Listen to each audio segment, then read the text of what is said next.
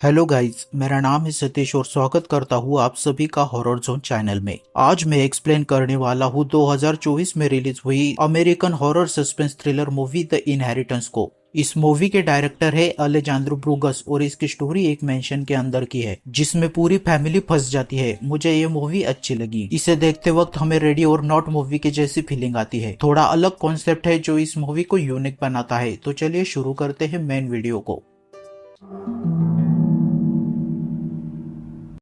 शुरुआत में हम देखते हैं कि एबरनती मेंशन के बाहर चार्ल्स एबरनती के 4 अमीर बच्चे जिसमें सीजे, मैडेलिन, ड्रू, उसकी वाइफ हैना और उनकी सबसे छोटी बहन chemo. Chemo social media influencer है। ये चारों भाई बहन 2 साल के बाद एक दूसरे से मिल रहे थे क्योंकि उनके पापा चार्ल्स का 75th बर्थडे था, इसलिए उन्हें बुलाया था। मतलब इनका एबरनती रीयूनियन था। उसके बाद सभी मेंशन के अंदर आकर अपने पापा चार्ल्स से मिलते हैं जो घड़ी में टाइम लगा रहा था। चार्ल्स हैना को वहां देखकर बोलता है कि मैंने सिर्फ फैमिली के लोगों को बुलाया था। वो अपने बच्चों को बताता है कि तुम सबको यहाँ बुलाने का मेन रीजन मेरा बर्थडे नहीं बल्कि आज रात में मरने वाला हूँ। चार्ल्स की ये बात सुनकर सबको शॉक लगता है। सबको ऐसा लगता है कि वो बीमार होगा, इस वजह से ऐसा बोल रहा है। पर चार्ल्स बताता है कि मैं बीमार नहीं हूँ, दरअसल कोई मुझे जान से मारना चाहता है क्योंकि मैंने बिजनेस के नाम पर गलत काम किया है और ये उसी का परिणाम है। तभी हैना चार्ल्स से पूछती है कि तुम्हें कोई मारने आ रहा है तो तुमने सारे सिक्योरिटी और नौकर को आज छुट्टी क्यों दे दी। तो चार्ल्स बताता है कि मेरा घर के सिक्योरिटी और नौकर पे जरा सा भी भरोसा नहीं है, क्या पता केयर करने वाले ही मुझे मार दे, इसलिए मैंने तुम सबको बुलाया, मेरे अपने खून को, अब बस तुम ही मुझे बचा सकते हो। चार्ल्स सीधा पॉइंट पर आता है। वह अपने बच्चों को वसीयत पढ़कर सुनाता है कि अगर आज रात 12 बजे से पहले तुम सब ने मुझे बचाया तो तुम सबको अपना अपना हिस्सा मिलेगा, और अगर आज रात में मर जाता हूँ तो सारा हिस्सा एबरनती फाउंडेशन में चला जाएगा। तभी वहाँ पर चार्ल्स का वकील माइल्स आता है और चार्ल्स ने जैसा बोला था ठीक उसी तरह घर के सभी कम्युनिकेशन लाइन, अंदर बाहर आने जाने के रास्ते, खिड़कियां सब कुछ बंद कर देता है। चार्ल्स हैना को माइल्स के साथ बाहर जाने को कहता है पर हैना नहीं जाती। वो चार्ल्स से कहती है कि मैं तुम्हारी मदद करना चाहती हूँ क्योंकि मैं भी एबरनती फैमिली का हिस्सा हूँ। ऐसा बोलकर वो वहीं पर रुक जाती है। सभी रास्ते बंद करने के बाद अब बाहर जाने का एक ही रास्ता बचा है जिससे माइल्स बाहर जाकर पूरे मेंशन को सील कर देता है। अब वो सीधा अगले दिन आएगा। इतना तामझाम इसलिए क्योंकि बाहर से कोई अंदर ना आ सके, पर ट्विस्ट अभी बाकी है। चार्ल्स लाइब्रेरी में चला जाता है। इधर भाई बहन सारे रूम की तलाशी करने के लिए चले जाते हैं। जाते समय हैना की नजर एक रूम पर पड़ती है। उसके बारे में पूछते ही ड्रू उसे बताता है कि पापा को माइथोलॉजी का शौक है और एशियंट रिलीजियस से जुड़ी सभी चीजें वो उस रूम में रखते हैं। इधर बातें करते करते भाई बहनों में झगड़ा होता है और सभी अपने अपने रूम की तरफ चले जाते हैं, मगर कैमी बेसमेंट में वाइन शेल्फ की तरफ चली जाती है। वहाँ उसे ऐसा महसूस होता है कि कोई उसके पास आ रहा है। घबराते हुए वो जल्दी से ऊपर जाकर दरवाजा खोलने लगती है, पर दरवाजा बाहर से किसी ने बंद कर दिया था। तभी हम एक परछाई देखते हैं जो उसके पास आ रही थी। जल्दी सीजे दरवाजा खोलता है जो कैमी का मजाक करने के लिए उसी ने बंद कर दिया था। इधर हैना और ड्रू चार्ल्स के पास जाकर उसे पूछते हैं कि तुम्हें कोई मारने आ रहा है, पर कौन आ रहा है। तब चार्ल्स उन दोनों को बताता है कि कुछ साल पहले एक बिजनेस डील के दौरान किसी की जान ले ली थी। ये उसी का परिणाम है जो सामने आ रहा है। दूसरी तरफ सीजे पूल खेल रहा था, तभी उसके साथ अजीब घटनाएं होती है। उसका वाइन ग्लास गिर जाता है, वो उसे उठाता है और पीछे मुड़कर देखता है तो उसे सभी बिखरी हुई बॉल सेंटर में मिल जाती है। पर मैडलिन को सामने देखकर सीजे को लगता है कि ये सब मैडलिन ने किया होगा। नीचे कैमी अपने फॉलोअर्स के लिए एक वीडियो शूट कर रही थी। तभी उसे फोन में एक परछाई दिखती है। वो पीछे मुड़कर देखती है तो वो परछाई उसे वही दिखाई देती है। वो उस परछाई के पास जाकर देखती है तो उसे वहाँ कोई भी नहीं दिखाई देता। वो डरी हुई थी। अपना डर दूर करने के लिए वो स्विमिंग पूल में अपने पैर डालकर बैठती है। तभी पीछे से कोई आकर उसे मारकर चला जाता है। इधर सीजे और मैडलिन पूल खेलते खेलते अपने बिजनेस की बातें कर रहे थे। तभी वहाँ पर ड्रू और हैना आकर कैमी के बारे में पूछते हैं कि वो कहाँ है। तभी सब मिलकर उसे ढूंढने लगते हैं तो कैमी उन्हें स्विमिंग पूल के अंदर मरी हुई मिलती है। सीजे को लगता है कि उसने वाइन बोतल के साथ उसे अकेला जाने दिया, इसलिए वो कैमी के इस हालत का जिम्मेदार खुद को मानता है। सीजे और मैडलिन को लगता है कि वाइन ज्यादा पीने की वजह से स्विमिंग पूल में गिरकर कैमी मर गई, पर हैना बोलती है कि ये एक्सीडेंट नहीं बल्कि कैमी को किसी ने मारा है और इस घर में पहले से ही कोई मौजूद है जो इस तरह हम सबको भी मारेगा। सभी चार्ल्स को कैमी के बारे में बताते हैं तो चार्ल्स घर की सबसे छोटी बेटी को मरा हुआ देखकर परेशान होता है और बच्चों से कहता है कि हमारा घर श्रापित है और वो भी मेरी वजह से। दरअसल मुझे इस रात के कई दिनों से सपने आ रहे थे। मुझे कोई और नहीं बल्कि एक आत्मा मारना चाहती है। चार्ल्स बच्चों से कहता है कि कैमी के मौत से कुछ भी नहीं बदलता,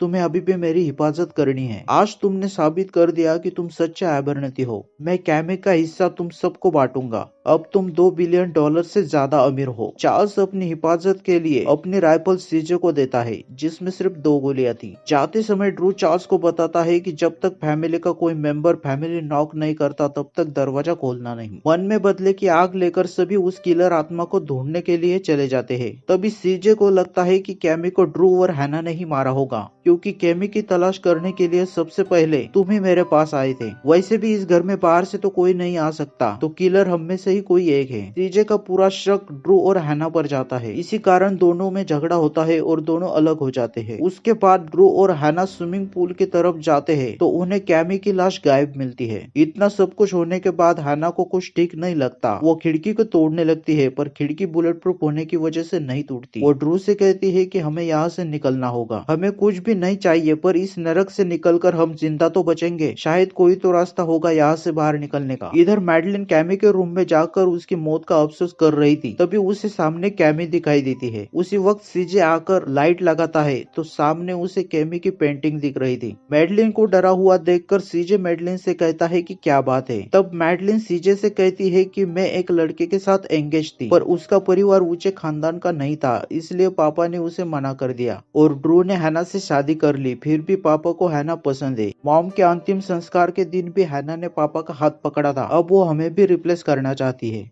इधर ड्रू और हैना बाहर निकलने के लिए रास्ता ढूंढते हुए चार्ल्स के एंटीक रूम में पहुंच जाते हैं। उसी रूम में बाहर जाने का रास्ता था, पर उस पर लॉक था। हैना वहां से बाहर निकलने की कोशिश करती है, पर निकल नहीं पाती। वो बीच में फंस जाती है। तभी ड्रू उसे पीछे खींचता है, जिससे दोनों गिर जाते हैं। वहां रखी सभी एंटीक चीजें उन्हें मुड़कर देखने लगती है। उसी वक्त लाइट चली जाती है और मूर्ति अजीब तरह की हरकत करके उन्हें डराने लगती है। वो जैसे भी करके उस एंटीक रूम से बाहर निकलते हैं। उसी वक्त दोनों को वहां आत्मा दिखाई देती है, जिसने उनका पीछा किया था। भागते भागते वो चार्ल्स की तिजोरी में पहुंच जाते हैं। उसी वक्त तिजोरी अपने आप बंद हो जाती है। मतलब ये सब किया था सीजे ने। ड्रू लॉक खोलने की कोशिश करता है, पर उसका कोड किसी ने बदल दिया था। तिजोरी को बंद करने के बाद सीजे और मैडलिन वहां से जाने लगते हैं। तभी पीछे से उन्हें फैमिली नॉक सुनाई देती है। दोनों पीछे मुड़कर देखते हैं तो उन्हें एक परछाई दिखती है। मैडलिन थोड़ा आगे जाती है तो उसे पैरों के निशान दिखाई देते हैं, जो केमी के रूम के तरफ जा रहे थे। तभी वो आत्मा उसे हवा में उड़ा लेती है। उसे ऐसा देखकर सीजे घबरा जाता है। मैडलिन सीजे को मदद करने के लिए बोलती है, पर उसे वो आत्मा खींचकर ले जाती है। उसे ऐसी हालत में देखकर सीजे जोर से चिल्लाता है। उसकी आवाज चार्ल्स भी सुनता है, पर वो कुछ भी नहीं करता। मैडलिन को होश आता है तो वो खुद को कैमी के रूम में पाती है। वो पेंटिंग के पास जाती है तो कैमी के सिर से खून निकल रहा था। मैडलिन उसे हाथ लगाती है, तभी कैमी पेंटिंग से बाहर आकर मैडलिन के ऊपर उल्टी कर देती है। वो चिल्लाने लगती है। मैडलिन की आवाज सुनकर सीजे वहां आता है और कैमी पर राइफल तान देता है। वो सीजे की तरफ बढ़ने लगती है तो सीजे उसे रोकने के लिए गोली चलाता है, पर कैमी वहां से गायब हो जाती है और गोली पीछे खड़े मैडलिन को लगती है और वो मर जाती है। मैडलिन की ऐसी हालत देखकर सीजे डर जाता है। तभी मैडलिन भी अपने आप गायब हो जाती है। इधर ड्रू और हैना उनकी ऐसी हालत के लिए एक दूसरे को कोस रहे थे, क्योंकि तिजोरी की ऑक्सीजन लेवल रेड होने वाली थी और दोनों वहां पर मरने वाले थे। उसी वक्त सीजे तिजोरी का दरवाजा खोलकर उन्हें बचा लेता है। दोनों सीजे को अच्छा मानकर गले लगाते हैं, जबकि बाहर से दरवाजा उसी ने बंद किया था और ड्रू को बताता है कि मैडलिन मर चुकी है। सीजे ड्रू और हैना को ये पता करने के लिए कहता है कि उनके पापा चार्ल्स ने क्या किया जिस वजह से हम सब मुसीबत में फंस गए। वो खुद ऊपर की तरफ जाकर उस आत्मा का सामना करता है। आत्मा उनके पीछे आ रही थी, तभी उससे बचने के लिए ड्रू और हैना एक कमरे में चले जाते हैं। वहाँ हैना को एक दरवाजा दिखाई देता है, जिसके नीचे रोशनी थी। दोनों मिलकर उसे खोलने की कोशिश करते हैं। तभी हैना की नजर एक किताब पर पड़ती है, जिसकी मदद से वो दरवाजा खोलती है। अंदर जाते ही उन्हें आत्मा को बुलाने वाली काली किताबें दिखाई देती है, जिसकी मदद से चार्ल्स ने आत्मा को बुलाया था। इधर कैमी सीजे को ऊपर से गिरा देती है। गिरने के बाद वो जिंदा था, लेकिन कुछ भी नहीं कर सकता था। मैडलिन उसके पास आकर उसकी बॉडी को पूरी तरह से सोख लेती है, जिससे सीजे जोर से चिल्लाता है। उसकी आवाज सुनकर ड्रू और हैना बाहर आते हैं, पर सीजे को मारकर वो आत्मा उनकी तरफ आ रही थी। तभी ड्रू और हैना